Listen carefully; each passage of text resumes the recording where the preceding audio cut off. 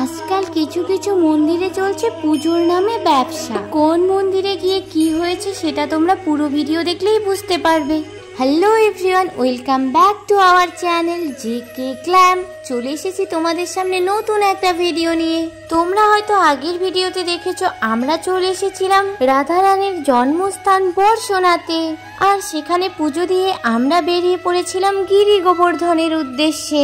তোমরা যারা আমাদের আগের ভিডিও দেখেছো তারা তো জানোই লখনৌয়ের এই ফ্যামিলির সাথে আমাদের এতটা ভালো বন্ডিং হয়ে গেছে যে সকাল থেকে আমরা সবাই একসাথেই ঘুরছি। আর বাস স্ট্যান্ড থেকে সবাই মিলে হেঁটে হেঁটেই চলে এসেছি আমরা গিরিধারী মন্দিরে। দেবরাজ ইন্দ্রকে শিক্ষা দেওয়ার জন্য ভগবান শ্রীকৃষ্ণ তার হাতের অনামিকা আঙুলের সাহায্যে এই গোবর্ধন পর্বতকে 7 দিন ধরে উপরে ধরে রেখেছিলেন। সমস্ত বৃন্দাবনবাসী মানুষজন জীবজন্তুকে তিনি এভাবেই রক্ষা করেছিলেন। তো এদিকে দেখো আমরা মন্দিরের বাইরে থেকে ফুল দুধ সবকিছু কিনে নিয়েছি পুজো দেওয়ার জন্য। আর এদিকে আমার দিদাকে লক্ষ্য করেছো, সকালবেলা উঠে রাধারানী মন্দিরে 250 সিঁড়ি ওঠা নামার পরেও এখনো দিদার মধ্যে ফুল এনার্জি। কারণ এরপর শুরু করব আমরা গিরি গোবর্ধনের পরিক্রমা। তারপর বৃন্দাবনের বাকি মন্দিরগুলোও তো দর্শন করতে হবে, তাই এখনই হাঁপিয়ে গেলে তো চলবে না। তো দেখো আমরা চলে এসেছি মন্দিরের ভিতরে, আর এসে প্রথমেই ছিল শিবলিঙ্গ, আর আমরা সেখানেই প্রথমে পুজো দিয়ে নিলাম। বাট এই মন্দিরে অন্যান্য মন্দিরগুলোর তুলনায় ভিড়টা একটু কমই ছিল, তাই আমরা তাড়াতাড়ি পুজো দিতে পারলাম। আর এখন আমরা এই মন্দিরের চারিদিকে সব ঠাকুরকে দর্শন করে নিচ্ছি। এদিকে এই 3টে ঠাকুরের মূর্তি দেখতে পাচ্ছ, এনাদের কিন্তু খুবই কিউট লাগছিল। আর এখন আমরা যাচ্ছি মন্দিরের আর এক প্রান্তে, যেখানে কিন্তু আরো একটা শিবলিঙ্গ ছিল। এখানেও শিবের মাথায় দুধ ঢেলে ভালোভাবে পুজো দিয়ে নিলাম। এখন আমাদের এই মন্দিরের চারিদিকে সব ঠাকুরকে পুজো দেওয়া কমপ্লিট, তাই পড়লাম একটু বসে। আর আমাদের সঙ্গে যে তোমরা আর এক ফ্যামিলিকে দেখতে পেয়েছো, তাদের এখনো পুজো দেওয়াই হয়নি, তাই আমরা বসে বসে ওদের জন্য ওয়েট করছি এখানে। আর ওরা ওদিকে পুজো দেওয়া কমপ্লিট করে আমাদেরকে খুঁজে না পেয়ে আমাদেরকে ফোন করছিল। তারপর আমরা আবার 2 ফ্যামিলি একসাথে হয়ে গেলাম। আর ওদের 2 ভাই বোনকে দেখো আবার বসে পড়েছে আমার পাশে, আর ওদের দুজনের গল্প তো শেষই হচ্ছিল না। আর ওদেরও কিন্তু মন খারাপ হয়ে গেছিল, কারণ এখান থেকেই ওদের আর আমাদের পথ একদমই আলাদা। জীবনে আর কোনোদিন দেখা হবে কিনা তারও ঠিক নেই।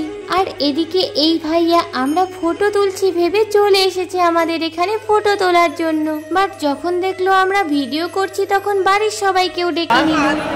বাবু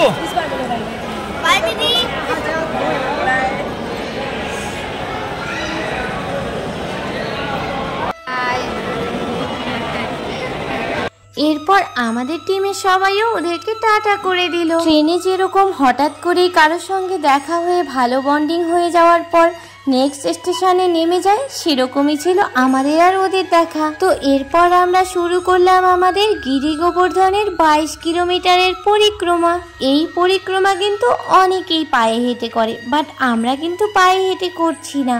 তোমরা যারা আমাদের কালকের ভিডিও দেখেছো তারা হয়তো দেখেছো যে আমাদের রাত 11টার সময় এই গিরি গোবর্ধনের পরিক্রমা আমাদের পায়ে হেঁটে করার কথা ছিল দিদাকে রুমে রেখে। বাট যারা ভিডিওটা দেখেছো তারা তো দেখতেই পেয়েছো আমার কি অবস্থা হয়েছিল। আর যারা দেখোনি তারা অবশ্যই একবার ভিডিওটা গিয়ে দেখে এসো। এরপর আমরা মাসির সাথে ভজন গাইতে গাইতে চলে এলাম পরিক্রমার ফার্স্ট মন্দিরে। এই মন্দিরের নাম হলো পুশ্রী কালোঠা। ভগবান শ্রীকৃষ্ণ রাধারানীর কাছে যাওয়ার সময় এই মন্দিরের সামনেই পুছতাছ করেছিলেন, অর্থাৎ জিজ্ঞাসা করেছিলেন, তাই এই মন্দিরের নাম হয়েছে পুশ্রী কালোঠা। আর এখানেও কিন্তু ক্যামেরা অ্যালাউড ছিল না। যখন ঝাড়ুটাতে এরকম এরকম করলো, সেটা ছিল হচ্ছে ক্যামেরাটাকে বন্ধ করার জন্য। তাই ভিতরে আর আমরা ক্যামেরা বের করিনি, ভালোভাবে পুজো দিয়ে মন্দির দর্শন সেরে উঠে পড়লাম টোটোতে আর একটা মন্দির যাওয়ার উদ্দেশ্যে। আর এখন আমরা যেই মন্দিরে যাচ্ছি এই মন্দিরটা রোড থেকে একটু ভিতরে, তাই আমরা টোটো থেকে নেমে গলি দিয়ে হেঁটে হেঁটে যাচ্ছি। এই মন্দিরে কিন্তু ভগবানকে প্রসাদ হিসেবে নিবেদন করা হয় জিলেপি, তাই আমরা প্রথমেই চলে এসেছি জিলিপির দোকানে। এখান থেকে জিলিপি আর ঠাকুরকে দেওয়ার জন্য দুধ, ফুল সবকিছুই কিনে নিলাম।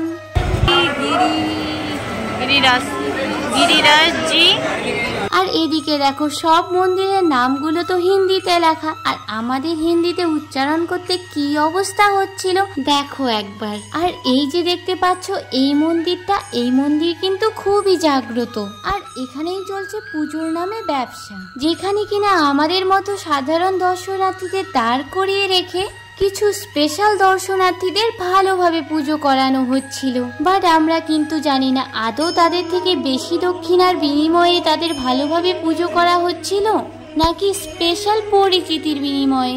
বাট ওখানকার চারিদিকের লোক কিন্তু খুব ক্ষেপে গেছিল। এরপর পুজো দিয়ে বাইরে বেরিয়ে খাবারের দোকানগুলো দেখে আমাদের মনে পড়লো আমরা তো সারাদিন কিছুই খাইনি, তাই কিছু খাবার নিয়ে নিলাম।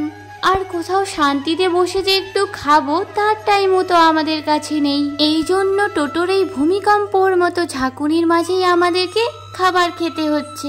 তো প্রথমেই আমরা ঠাকুরকে নিবেদন করা জিলিপি প্রসাদ খেয়ে নিলাম। এরই সাথে আমরা দোকান থেকে কিনে নিয়েছিলাম কচুরি আর পকোড়া। আর আজকের মতে আমাদের ব্রেকফাস্ট, লাঞ্চ সবকিছু এই দিয়েই করতে হবে, কারণ বেশি করে খেয়ে দিয়ে ঘোরার এনার্জি তো একদমই কমানো যাবে না। এখনো তো আমাদের গিরি গোবর্ধন পরিক্রমা আর বৃন্দাবনের সব মন্দিরগুলো দর্শন করাও বাকি রয়েছে। তো চলো দেখা হচ্ছে পরিক্রমার সেকেন্ড পার্টের ভিডিওতে।